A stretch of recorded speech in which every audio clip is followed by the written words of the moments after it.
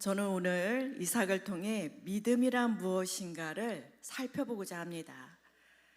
이삭은 창세기에 기록된 4명의 족장 중 한 사람입니다. 4명의 족장을 열거해 볼까요?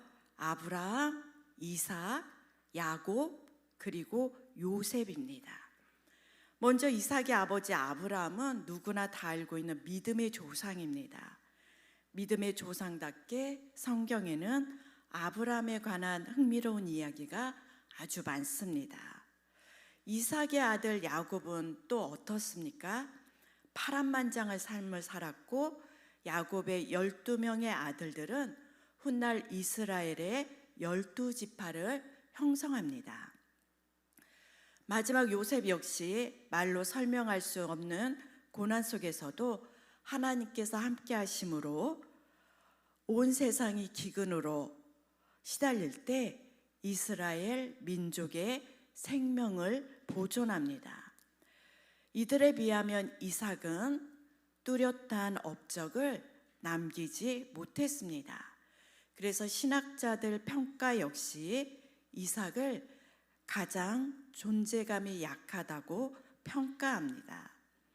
하지만 저는 존재감이 약한 이삭을 꽤 좋아합니다. 어린 시절 성경을 볼 때는 아브라함의 이야기와 다소 겹치는 스토리에 살짝 지루함을 느낀 것도 사실이지만 지금은 사뭇 다릅니다.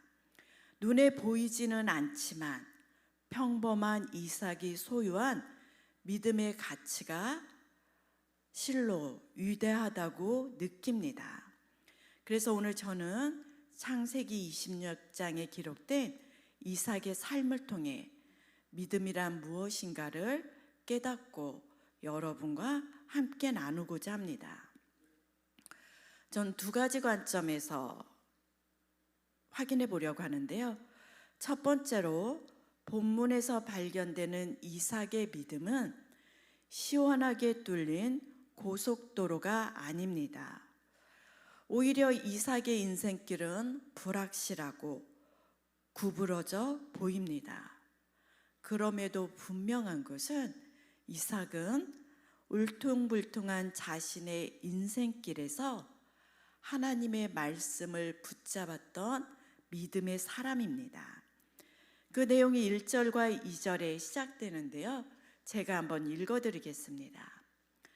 아브라함 때에 첫 흉년이 들었더니 그 땅에 또 흉년이 들매 이삭이 그랄로 가서 블레셋 왕 아비멜렉에게 이르렀더니 여호와께서 이삭에게 나타나 이르시되 애굽으로 내려가지 말고 내가 내게 지시하는 땅에 거주하라. 1절에 아브라함 때에 첫 흉년이 들었더니 그 땅에 또 흉년이 들었다는 표현은 단순히 흉년이 2번 발생한 것을 뜻하지 않습니다. 원어적으로 살펴보면 아브라함 때보다 더 극심한 흉년이 이삭의 때에 찾아온 것입니다. 그 당시 곡식이 가장 풍성한 곳은 애굽입니다. 나일강을 통해 풍성한 곡식을 얻을 수 있었기에 흉년이 들면 사람들은 곡식을 찾아 애굽으로 떠났습니다. 이삭 역시 기근, 흉년은 자신이 해결할 수 없기에 거주하던 곳을 떠나서 애굽이 위치한 남쪽으로 서서히 내려온 것 같습니다. 그런데 이삭이 애굽에 도착하기 전 블레셋 땅 그랄에 도착하자 하나님께서 나타나 애굽에 내려가지 말라고 말씀한 것입니다. 놀랍게도 이삭은 아버지 아브라함과 달리 하나님 말씀에 순종합니다. 그랄에서 더 내려가는 것을 멈춘 것입니다. 하지만 이어지는 내용을 보시면 애굽에 내려가지 말라는 하나님 말씀에 순종했지만 그랄 땅에서 이삭이 살아갈 때 매 순간 하나님을 100% 신뢰한 것은 아닙니다. 왜냐하면 자신의 아름다운 아내 리브가로 인해 죽을 수 있다는 두려움에 빠져 아내를 누이라고 주변 사람들에게 속였던 것 같습니다. 이삭의 두려움은 매우 컸습니다. 왜냐하면 오늘 본문을 보시면 리브가로 인해서 두려움에 빠졌다는 이 두려움이란 단어가 반복되기 때문입니다. 오히려 그랄 왕 아비멜렉이 이삭의 거짓말을 발견한 후 자기 백성들이 죄를 짓지 않도록 명령을 내립니다. 이 부분만 놓고 보면 이방인의 왕 아비멜렉이 이삭보다 훨씬 더 의로운 사람처럼 보입니다. 그럼에도 불구하고 하나님은 아비멜렉이 아닌 이삭에게 큰 복을 내려주셨습니다. 12절부터 나오는데요. 제가 한번 12절 읽어드리겠습니다. 이삭이 그 땅에서 농사하여 그 해에 100배나 얻었고 여호와께서 복을 주심으로. 여러분은 성경을 읽다가 리브가 사건 다음에 여호와께서 이삭에게 이런 큰 복을 주신 말씀을 접할 때 조금 이상하거나 낯설게 다가온 경험은 없으신지요? 저는 사실 어릴 적 이 구절을 읽을 때 많이 당황했습니다. 그때도 단순히 믿음이란 도덕적, 윤리적 차원에서만 설명하는 것은 아니라는 것을 알았지만 그래도 큰 실수를 범한 이삭을 향한 하나님께서 주신 복은 제 마음을 살짝 복잡하게 만들었기 때문입니다. 지식적으로 알았던 선택과 예전, 그러한 교리로 설명할 수 없는 제 마음에 복잡함이 들어왔습니다. 하지만 지금은 그런 복잡한 마음이 제 안에 있지 않습니다. 왜냐하면 시간이 지날수록 하나님께서 이삭에게 그런 큰 복을 주신 정말 중요한 하나님의 뜻을 깨달았기 때문입니다. 잠시 설명을 드리면 제가 만일 그랄 땅에 거주했던 이삭이라면 애굽에 내려가지 말라는 하나님 말씀에 순종하면서도 살짝 불안했을 것 같습니다. 왜냐하면 앞서 말씀드린 것처럼 애굽이 아닌 그랄 땅에 거주하라는 하나님 말씀은 그 당시 곡식이 있던 애굽으로 내려가는 보통 사람들의 상식에서 크게 벗어난 말씀이기 때문입니다. 아무리 이삭이라도 믿음의 조상 아버지 아브라함을 아버지로 두었더라도 하나님의 뜻과 생각을 전부 이해할 수 없었을 것입니다. 그렇기 때문에 자신의 생명을 지키기 위해 리브가를 누이라고 속였던 것입니다. 이것은 믿음의 측면에서 보면 이삭은 말씀드린 것처럼 하나님 말씀을 전적으로 신뢰하지 못했고 영적으로 보면 사탄의 발에 걸려 넘어진 것입니다. 하지만 시간이 지날수록 제 마음에 복잡함이 풀렸던 것은 이삭이 아닌 제 마음이 하나님을 향한 후입니다. 이삭은 지금 보아도 도덕적, 윤리적으로 차원이 높았던 사람은 아닙니다. 하지만 본문에 기록된 하나님은 사람인 이삭과 다르게 참으로 신실하신 하나님이셨던 것입니다. 무엇보다 연약하여 실수하고 넘어진 이삭을 매몰차게 외면하지 않았습니다. 오히려 100배의 복을 주심으로 이삭이 하나님이 어떤 분이신지 그랄 땅에서 경험할 수 있는 한량없는 은혜를 이삭에게 베풀어 주셨던 것입니다. 한 번의 농사도 경험이 없어 보이던 이삭과 아브라함은 목축업자잖아요. 낯선 땅에서 100배의 수확을 농사로 얻었을 때 이삭이 그 열매를 보며 가장 무엇을 떠올렸을까요? 결코 자신의 노력이나 수고, 자신의 열심이 아니었을 것입니다. 이삭은 앞부분에 나오는 하나님께서 약속하신 말씀을 떠올렸을 것입니다. 애굽에 내려가지 말라. 내가 지시하는 그 땅에 거류하면 하나님께서 약속하신 복을 주시겠다는 언약의 말씀이 떠올랐을 것입니다. 사랑하는 성도 여러분, 저와 여러분의 인생 역시 이삭과 비슷한 점이 많지 않습니까? 우리의 인생길 역시 돌아보면 또 지금 형편으로 보면 잘 닦여진 고속도로와 같은 넓은 길보다는 어쩌면 불편하고 좁은 길이 내 앞에 놓여져 있는 것처럼 보입니다. 그리고 그것은 사실일 수 있습니다. 그래서 우리는 내게 주어진 길을 걷다 보면 매번 넘어지고 실패하곤 합니다.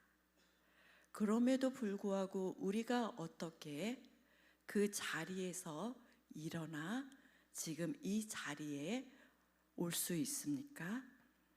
우리 역시 이삭처럼 우리가 넘어지고 실수했을 때 우리를 외면하지 않고 홀로 두지 않고 우리에게 찾아온 하나님의 은혜 때문입니다.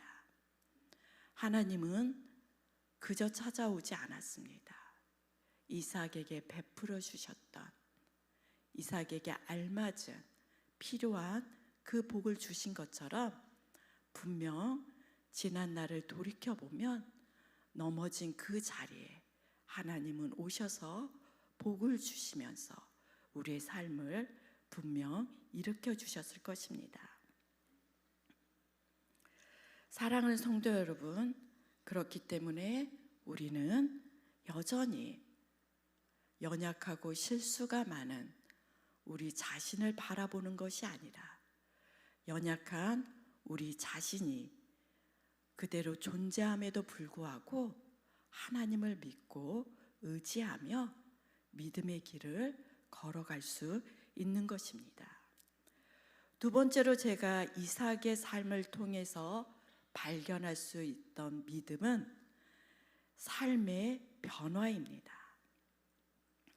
이삭의 삶의 변화는 14절 이하에 나오는데요. 제가 한번 14절, 15절 읽어드리겠습니다. 양과 소가 떼를 이루고 종이 심이 많음으로 블레셋 사람이 그를 시기하여 그 아버지 아브라함 때에 그 아버지의 종들이 반 모든 우물을 막고 흙으로 메꿨더라. 지금부터 시작되는 후반부의 이야기 분위기는 이전과는 사뭇 다릅니다. 의롭게 보였던 아비멜렉과 그랄 사람들은 강성해진 이삭을 시기하고 질투하고 있습니다. 적대감도 숨기지 않고 아예 우물을 흙으로 메워버렸습니다. 물을 얻을 수 없는 것입니다. 온통 주변이 광야인 팔레스타인에서 흙으로 우물을 메꿨다는 것은 그 땅에서 떠나라는 강한 압박입니다. 만일 여러분께서 이삭이라면 이때 어떤 선택을 하시겠습니까? 만일 하나님을 향한 신뢰가 이삭에게 없었다면 이삭은 분명 그랄 사람들과 우물을 두고 크게 다투었을 것입니다.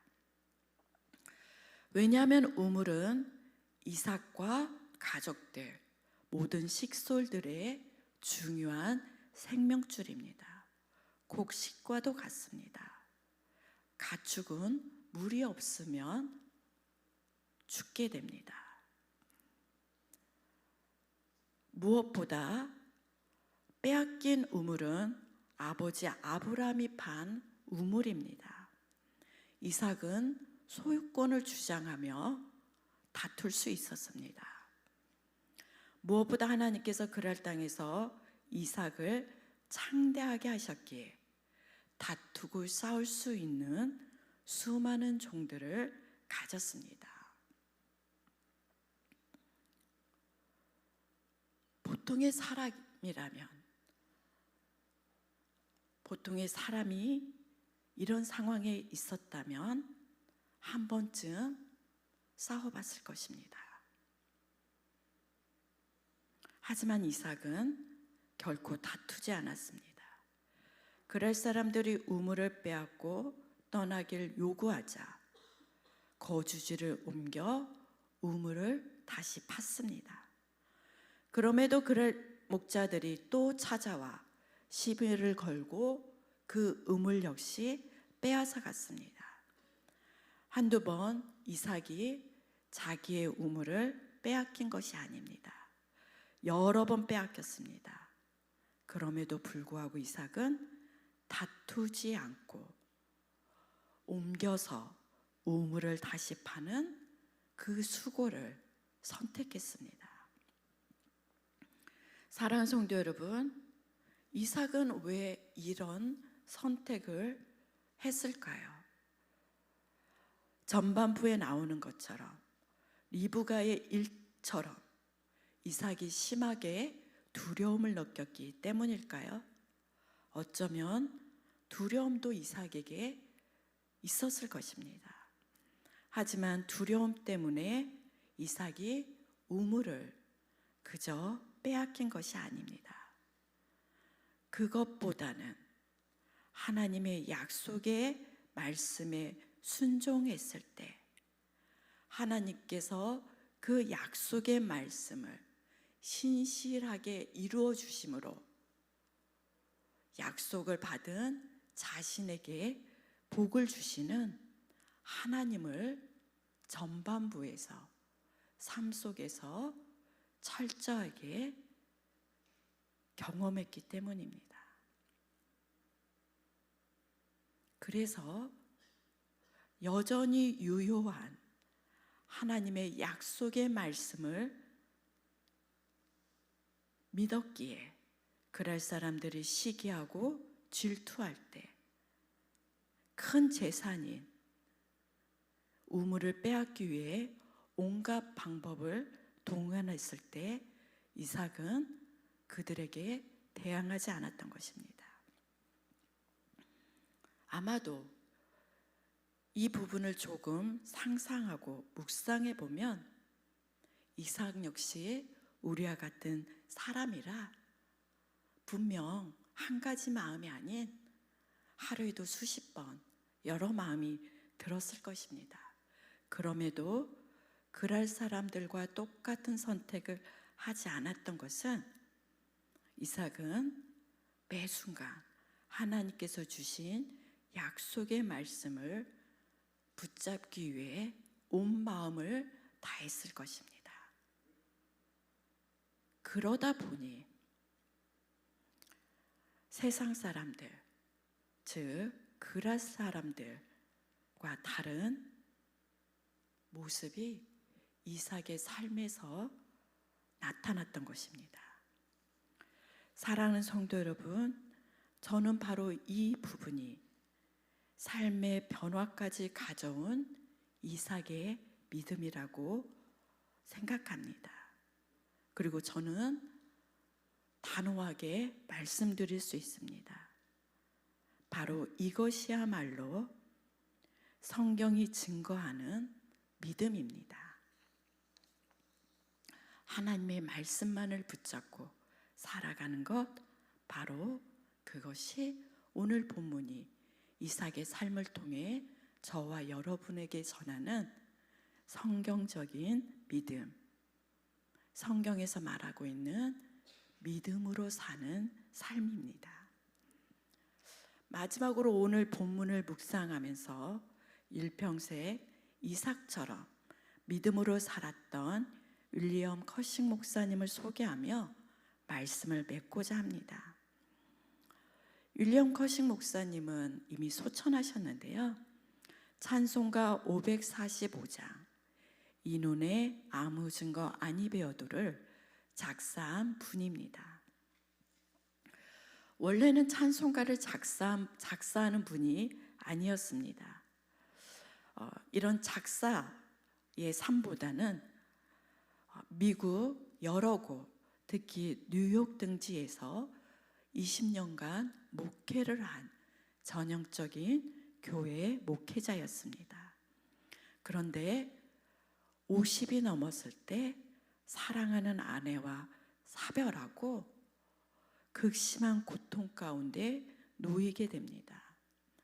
너무나 아내를 사랑했기에 사별의 아픔과 절망, 그리고 밀려오는 고통을 차마 감당할 수 없었던 것입니다.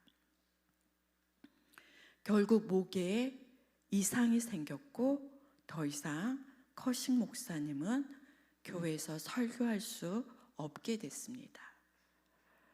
한 교회 담임 목회자인데 설교할 수 없게 됐기 때문에 목사님은 당연히 교회를 사임할 수밖에 없었습니다. 그때부터는 또 다른 시련을 겪게 된 것입니다. 하지만 커싱 목사님은 그 순간에도 하나님을 향한 믿음을 버리지 않았습니다. 오히려 불편한 몸으로 씨름하며 하나님께 기도를 하다가 결국 감동을 받아 찬송가를 작사하게 된 것입니다. 그때 지은 찬송이 찬송가 545장 이 눈에 아무 증거 아니 배워도입니다. 제가 한번 가사를 읽어드리겠습니다.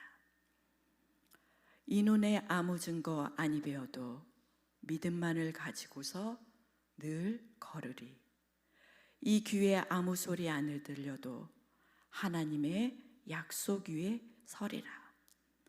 이 눈에 보기에는 어떠하든지 이미 얻은 증거대로 늘 믿으며 이 맘에 의심 없이 살아갈 때 우리 소원 주 안에서 이루리. 주님의 거룩함을 두고 맹세한 주 하나님 아버지는 참 미쁘다. 그 귀한 모든 약속 믿는 자에게 능치 못할 무슨 일이 있을까? 걸어가세, 믿음 위에 서서 나가세, 나가세 의심 버리고 걸어가세, 믿음 위에 서서 눈과 귀에 아무 증거 없어도. 사랑하는 성도 여러분, 이 주옥 같은 찬송가는 커싱 목사님의 인생 가운데 가장 고통의 때에 하나님을 향한 믿음을 소유했기에, 믿음을 버리지 않았기에 작사할 수 있었던 찬송가입니다. 사랑하는 성도 여러분, 이 시간 말씀을 맺고자 합니다. 저와 여러분, 윌리엄 커싱 목사님처럼 어떤 고난 속에서도 믿음을 버리지 않기를 소망합니다.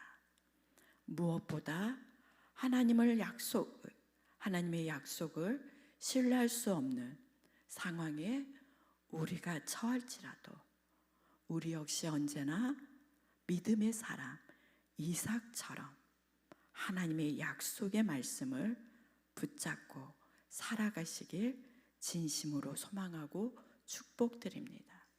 그래서 저와 여러분 이삭처럼 신앙의 연수가 깊어질수록 하나님께서 주시는 그 복을 누릴 때 그 복에 만족하는 것이 아니라 그 복을 주시는 하나님이 어떤 분이신지 삶 속에서 경험하시는 놀라운 영적인 복도 누려가시길 진심으로 축복드립니다.